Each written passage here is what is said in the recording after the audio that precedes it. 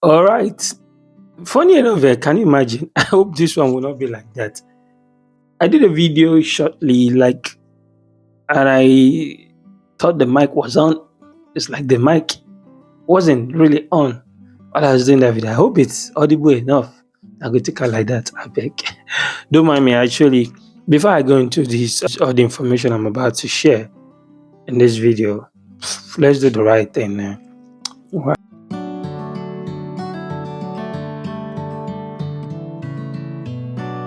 Welcome back. I know you if you pay my returning subscriber, thank you, thank you. You guys are, you know, my niggas, my niggas. If you see my face for the first time, welcome to my channel. My name is Joseph, and this is J.O.S Travel Abroad. Okay, in this channel, what I do is I basically share deep information concerning how to migrate abroad, particularly if you're looking at Malta. This is where we are currently, telling you everything that's happening around now and things that you need to know concerning the school programs and the part or best way I think would be best safe for you to migrate abroad with, which of course is third route. Then also, if you want any information concerning which part to choose migrating to Canada, I can also supply you that info because I've been saying it. I have a good relationship with a traveling agency back home in Nigeria, and we have a lot of success stories. Particularly, my partner and his family are also in Canada now, and we've done some good job for people too who have migrated to UK with their family. I can also say I have some things about Republic of Ireland, close to North Ireland, UK. So we have those tips, the things we can share with you. And in some of my videos, a few videos I did back, I have been telling people that I am at a point now where that if you want to speak with me one-on-one, more like a consultation, I would just introduce something small. I know something small. If I were to be in your shoe and you asked me for something like that, I'll just close that and give you because I know that is just to keep you committed to whatever the dialogue section you and I want to have, and to also use it as a yardstick to separate the real from the unreal. And that's the essence of the thing I'm introducing between the little token for you to get my contact number. And please take note, when I give you a contact number, it doesn't mean you just ask me one question per. I cannot withdraw the number I've given you, except I choose not to use the number again. It means if you have my contact number, I've actually opened myself up to as billions of questions coming from you, because I won't be to the kind of question you should have me and the numbers. Since it's even going to be through call, WhatsApp, or whatever, there are some questions, there are some things you will ask me genuinely you will not be able to even ask me online and social media. There are some things I really don't talk about on social media, particularly the proof of fund. I don't like to discuss about that on social media. So it becomes easy for you to start talking to me, blah, blah, blah, one-on-one through call. So when I introduce that, please just see it as something to keep you committed and take the discussion, the meeting serious. Then after our dialogue, you start asking me question, and you feel you also want me to undo any of the project, whatever project you intend to embark on, you want me to be there for you, assist you, or even take up the project from start to finish. Of course, I would be readily available to do so, and I will tell you what is going to be in for me and what is going to be in for you. So that when I have separate agreement on what that would be. Okay. So that is that. Please take note of that. If in case you're seeing my video for the first time, I mean, may I help me through now, at least make that give me hope, more hope. And by just subscribing to my channel, then click on the notification bell in case I drop a new video, and you might find it interesting, catchy, something very useful. For instance, I did a video on after visa approval, what you should do next, and I discovered the turnout, the response I get from how people were just watching the video, quickly shows it was a useful information as at the time I presented, I passed it across. So it means it was relevant at that moment. People were really expecting something like that. So you can't also find anything that we share at the point very useful at the time it will be coming out to you. So that's the essence of, you know, clicking on the notification icon in case something new came up. You will just connect to it and start making use of it. And it might not even be you directly. You'll be able to share it to maybe your friends that are looking to come to Malta or other things. Okay. So that's it. Now, after all that being said, let's dive into the video proper.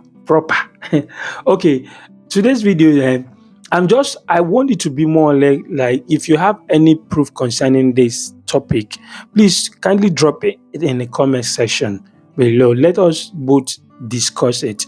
I'll make our time on my own to go deep into research about it. Now, while we were coming, the school, my college is a private college, and some other schools, most of all these other private colleges, made it known that there had been a change in system.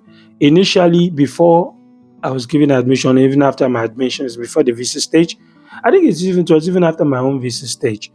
The rules was that you pay 50% of your tuition fee. If your program fee is above 2,500, you're expected to pay 50% of it if for undergraduate. And then it got to a point when they changed it again to you undergraduate, you pay the whole of 1 year for your tuition, and masters or postgraduate will pay 75%. Otherwise, you'll be disturbed at the border point while trying to come in. The question is, at the border point, they might disturb you from coming in. That's where they said the rules, the change in tuition payment came up while it becomes important. But I think I've been getting this kind of rumors, something coming to me. Now, there has been some rumors somehow that people are applying to universities of Malta and MCAS still kind of work with the old style. Like some of them are just paying 50% tuition fee, applying for visa, and they're getting it. So I really want to know if that is true. That's why I said I did a short video about something like that. I did a short video relating to that stuff. A short video, I just kind of introduced it more like a summary that let's both talk about it. So now I want to pass this across. Now, like it's not fully confirmed on my end, but let's still believe it's rumor that if you apply to University of Malta, you might be allowed to go through their payment plan. Sometimes maybe they'll tell you how much you have to pay as tuition deposit, then you get all the documents to apply for your visa. And for MCAS too, they'll tell you how much you have to pay. You get all the documents to apply for visa. Please, if you happen to be an applicant who have gone through that stage, MCAS or University of Malta, please kindly share this with us. Drop it in the comment section. So let's see. So we'll have the opportunity to share it among ourselves and find out it's been true. The essence of this is that we're passing information across, and it's good that we share information that are kind of accurate so as not to mislead ourselves. So please, if any of you really have that recent experience, University of Malta students or MCAS, please, if you don't mind, you can share this with us in the comment section. Okay. Although one of my subscribers reached out to me who happens to have applied for a program, a 2 years program, his sister going to MCAS. There is a 2 years program in MCAS. I know of that one for sure. It's a 2 years program to study an advanced diplomas in MCAS, and most time their 2 years program is about 8,500 euro for the whole 2 years. Okay. Now, if the program is 8,500 euro for the 2 years advanced diploma, they would tell you to pay 50. They'll tell you how much you have to pay. Okay. In our own case, she was asked to pay 4,000 euro as deposit out of the 8,500. So it said, so that 4,000 euro she was asked to pay, that was what was stated in the letter offer for her to pay. But the brother was confused based on the fact that he has been watching my video where I said try to pay the whole year. Because if I had to look at it, it means if your school fees for 2 years is 8,500, half of it is supposed to be 4,250 euro. So he was now confused that the whole 1 year tuition fee ought to be 4,250 euro. But now they are saying they should pay 4,000. I said it is not ideal for you to pay 4,000. And if it will not affect her during the visa stage, I was like, okay, since it was the school that specifically mentioned that, that won't be a problem. I believe they should go ahead and pay the 4K. But for me, if they want my own opinion, I could still say if they can afford to even pay 4,500, they should even just go ahead and pay 4,500. When a school tell you to pay deposit, it doesn't really mean if you have more than the deposit you can pay. In fact, if you had the fee for the whole year, for the whole program, pay. These are how people increase their visa chances the more. Like a school in Canada can tell you pay deposit for your first year, and you decide to pay the whole 1 year school fees, you've actually impressed the immigration officer that your proof of your financial capacity, the way you state or mention them, are not just mouth. They no be fumble, they no be, that is not fake. You are not blabbing. The money is there. You are loaded. In fact, school tell you pay first semester, you went ahead to even pay the whole program fee. That you are loaded. Immigration first will be like, no need to doubt this person self. There is no need to say this person the proof of one a lie. Straight up, you stand the upper chances of getting approval than someone who actually follow the documented deposit request. You get it? So it doesn't mean, I told him, if you can even pay 4,500, pay. It doesn't mean the school wanted 4,000. You pay 4,500, they will give you receipt for it. And then during your visa interview, they will mention how much you paid. Oh, yes, how much did you pay? You were asked to pay 4,000, I pay 4,500. You still hype yourself. You get. So that's actually for it. So for me to really get whether or not this rumor has kind of an element of truthfulness, and this is why I decided to do this video. Let's say, share with us, please, if you've tried that. I also have another subscriber who reached out to me, a very mature, educated subscriber who has a master's program, who has a master's qualification in Nigeria, and then he applied for a short course program. Now, the advantage of that, he did that, it was to University of Malta. Now, because he has a master's, so he applied for this short course program, and the program cost was 5,000 euro. They asked him to pay that. So it's going to be a 6 months course program, and he actually paid 5,000 euro. So I believe that leverage, it was more or less like a professional course that is topping up your master qualification. So it's possible. So for the subscriber, please don't be offended. Permit me that I'm sharing the information as citing examples. I'm not mentioning him actually. So, but that's what this person did. And the person wanted to find out. They asked him to go ahead and do the visa submissions, everything on his own. So since that person has been able to pay the 5K, which was actually the program cost, I don't think that person has any issue. So another person actually reached out to me also saying is looking at going for a bridge nursing program, either in the University of Malta or MCAST. So then now those programs too could be like short course, like 6 month short course, because she has BSc nursing, or probably she has some licenses or work practical experience nursing. She might be able to get admitted, and I believe the tuition fee will not be high. These are the way you do it. And for let's note this, it's possible these rumors could really carry weight. There is every tendency of truth in the rumor.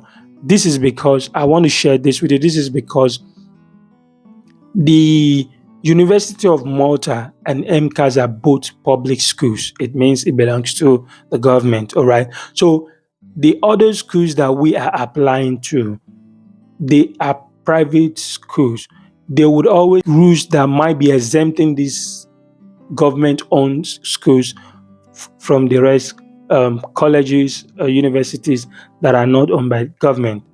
For instance, there is a video I would upload any moment.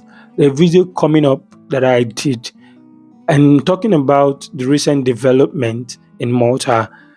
That was actually the part one, and then this was supposed to be the part two. I think the video would, one way or the other, as at the time I probably will be uploading this one. That video, I would make sure I upload that video before this one. So this one will be the very recent development part two. Now that video, I mentioned it and I read it out from where the source I got information from. There has been an increase in the insurance coverage, which of course would in turn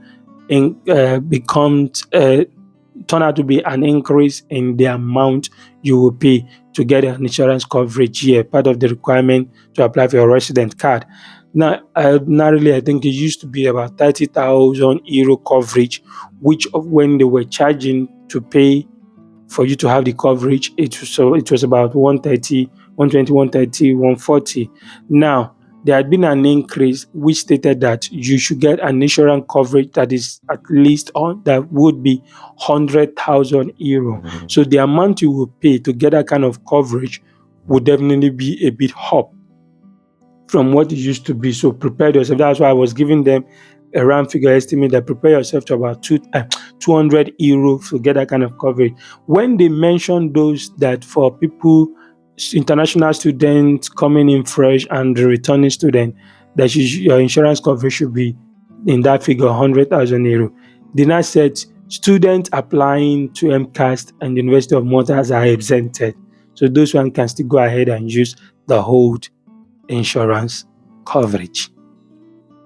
You see, that's where I'm going. So if that can happen, you watch out for that video, watch the video. If that can happen, it simply means truly the rules about you paying your full tuition fee could only be applicable to all the private institutions in Malta, and it could be.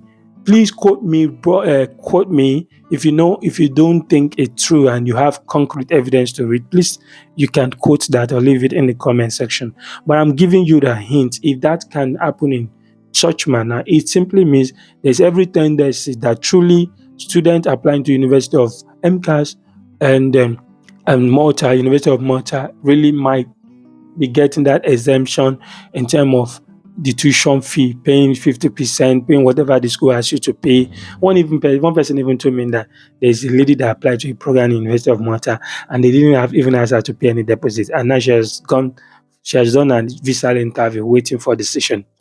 But wait, know one thing too. Those things might not increase your chance of approval based on the happenings, the heat, the pressure, the measure they're putting in place to make the whole thing stricter. So, if personal opinion, it might not be ideal. You just ignore not paying anything. Okay, this is where I will stop for today, and I'll be expecting to get a feedback from you in the comment section.